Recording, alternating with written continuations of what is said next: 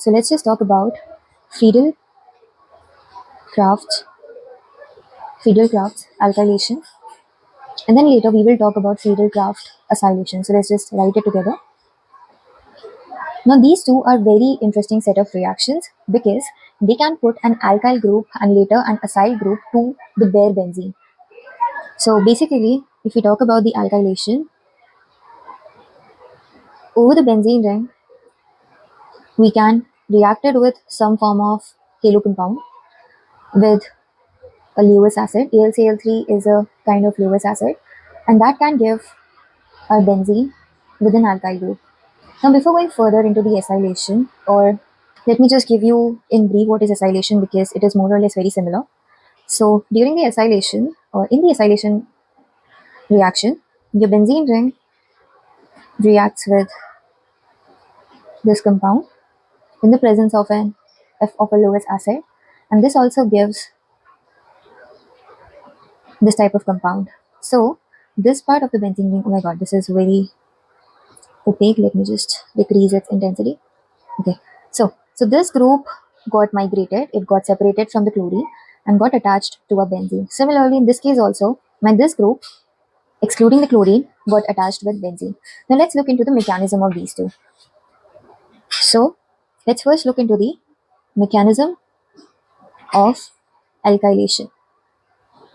Now, I'm sure you are aware that this group which we have just attached with the benzene is what we call as the alkyl group. Okay, alkyl group are just chains of carbon and hydrogen, and usually there is no further functional group attached to this. So this is a simple alkyl group. Now, firstly, your hydrocarbon containing chlorine, it reacts with the AlCl3. Now, if you're not aware what are Lewis acid, let me just give you a very brief introduction about it. So AlCl3, since aluminium is surrounded by 3 chlorine atoms, its electrons, which were supposed to be in equal vicinity in the bond if they were same atom, but in this case, since chlorine is a highly electronegative atom and aluminium is a very electropositive atom, so it kind of gives away its electron to chlorine. So because of which this aluminium is having a pseudo deficiency of electrons, and when it has a pseudo deficiency of electron, it looks for electron outside this compound, and it finds out that our chlorine has certain lone pair which sits unused. So the aluminium tries to take this electron, and well, this bond is not very strong, it will be broken off very easily later, and forms an entity somewhat like this. So now chlorine, it had lone pair electrons, but it was not for the donation. But since now aluminium just took away its electron, it is left with nothing but a positive charge. And now it is very temporarily bonded with aluminium, who had a pseudo deficiency of electrons, so it is having a negative charge. And this is what your transition state looks like. Now the electrons between alkyl group and chlorine gets transferred towards the chlorine, and you are left with this entity. Now don't care about the other entity here because they will dissociate on their own later. Let's just focus on this one. Now we have got a carbocation. Now, since we started with a tertiary carbocation, we ended up with a tertiary carbocation. But here a very big disadvantage lies. So I'm gonna mark this exact step because this exact step raises a lot of discrepancies later. Now, if you would have, let me just give you a brief recap of what we will eventually discuss this later. That if we would not have started with a tertiary carbocation, if this would have been, let's say, this chlorine, okay, and this should have resulted into this carbocation, and this would have rearranged itself into this carbocation. Now, again, what percentage of molecules got rearranged into this, whether or not a product contained this carbocation, it created a lot of confusion because obviously, see, rearrangement ideally happens theoretically, but when we run the reaction in the lab, there is a chances of some carbocations to remain in this form. So this creates a lot of confusion, and that is why we'll discuss why acylation, which we'll discuss later, is better than alkylation. I'm going to repeat this step once again later when I'll compare the two, but let me just give you a recap. So this carbocation, since we started with the tertiary one, this is the most stable carbocation we have, so no problem so far. Now this carbocation is looking for electrons since it is positively charged, and benzene is most happy to give its electron to this alkyl group. Now, a question might come to your mind that when we started with the reaction, AlCl3 was also in the need of electrons, then why it did not go to the benzene and go to this compound, right? This is a very legit question which can arise in anyone's mind. We'll answer that in a minute. Now, let's just complete this mechanism first. Now, this carbocation, now these electrons are supplied to the carbocation temporarily. Now, since the aromaticity is broken, let's just say the supply happened from this end, kind of like this, and you got your alkyl group attached to your benzene. Now, this already had a hydrogen. This becomes an sp3 carbon very temporarily. This hydrogen loses its electron, and your benzene regains its aromaticity. This is a very short mechanism I've told you. Here, your positive charge is also delocalized. So it might have gone like this, positive charge over here. It was pretty much stable, but not that stable that it would lose its aromaticity. So your positive charge was delocalized over the benzene.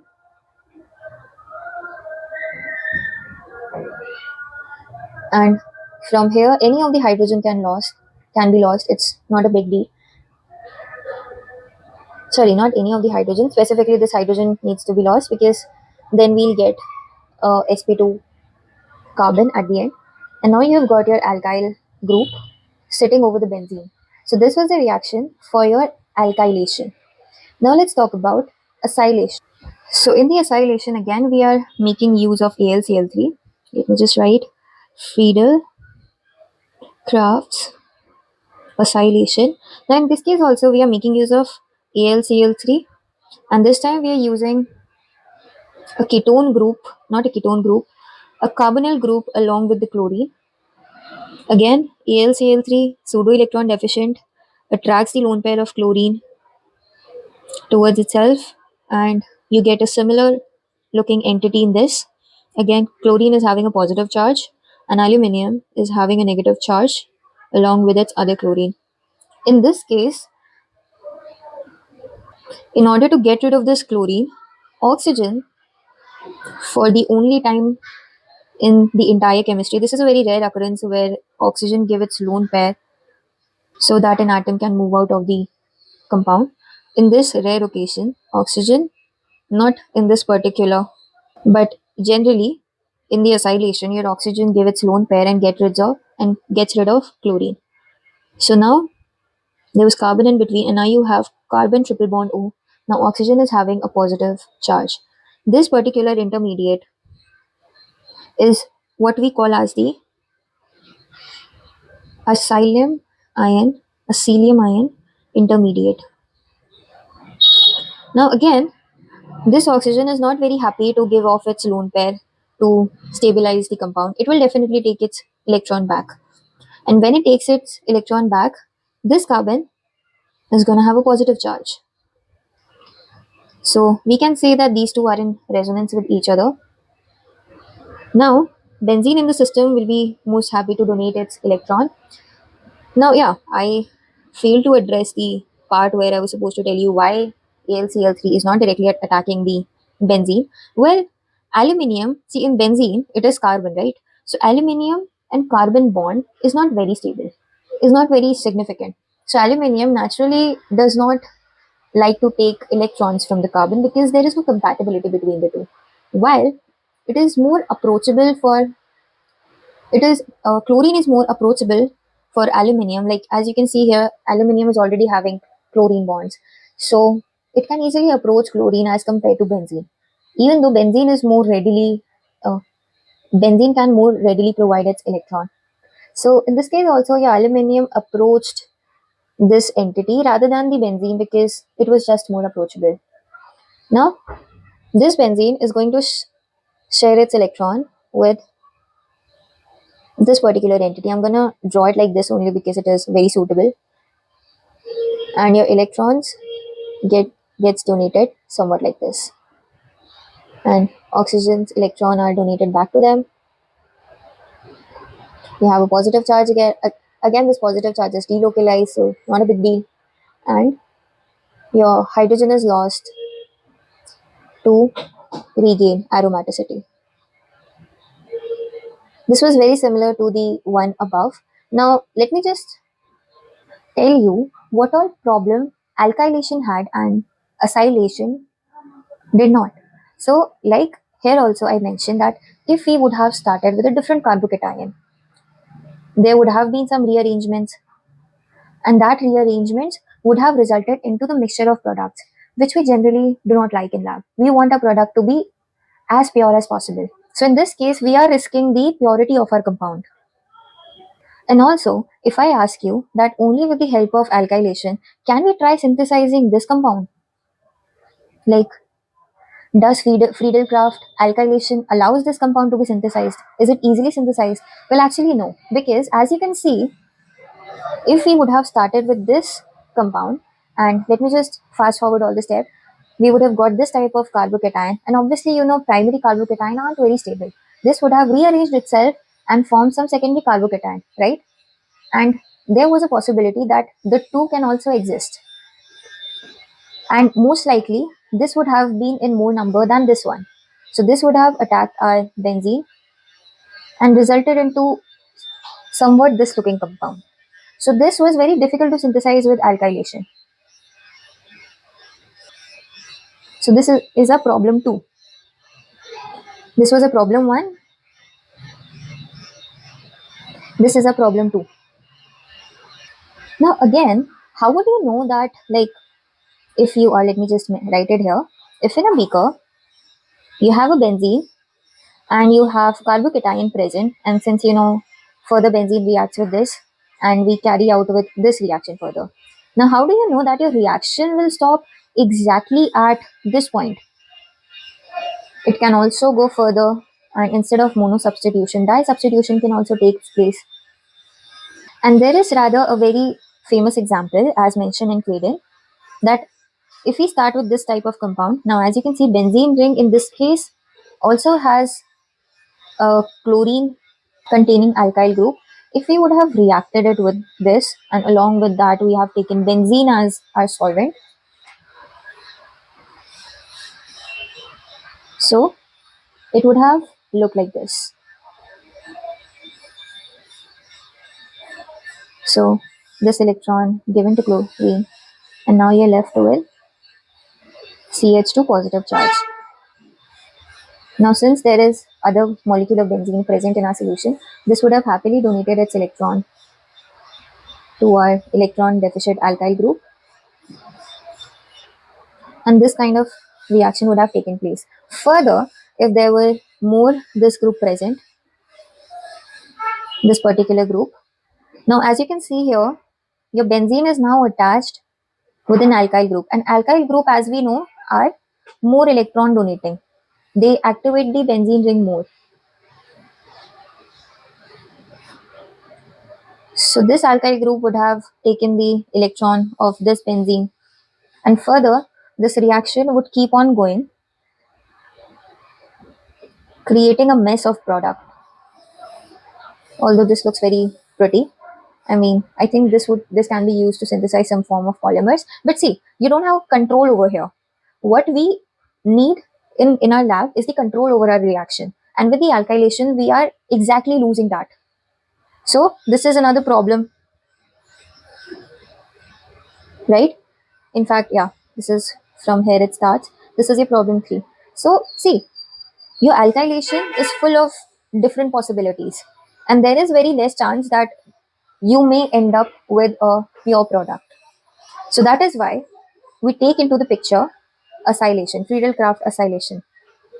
Now in the acylation, as you may have observed in the mechanism, there was only one type of acylium ion intermediate. There was no rearrangement further to this. Alright, these two. So whatever my R group was, there was no further rearrangement. If my R group was, let's say, a primary a carbon with this type of attachment, so this would have resulted into a carbocation which looks somewhat like this. And on resonance also, this would have become something like this. But there was no other rearrangement possible because this carbocation is plus M stabilized. This positive charge is at the most stable position on this carbon because it is stabilized by the lone pair of oxygen. They keep resonating. So there was no further rearrangement, and you will end up without changing the position of atoms in the R group. So also you can easily synthesize the compound I stated earlier. You can easily synthesize this using acylation instead of alkylation. What you can do is you can start with this compound and you use AlCl3, follow the exact same mechanism. Let me just write it all together. And you get your acylium ion. You react it over benzene.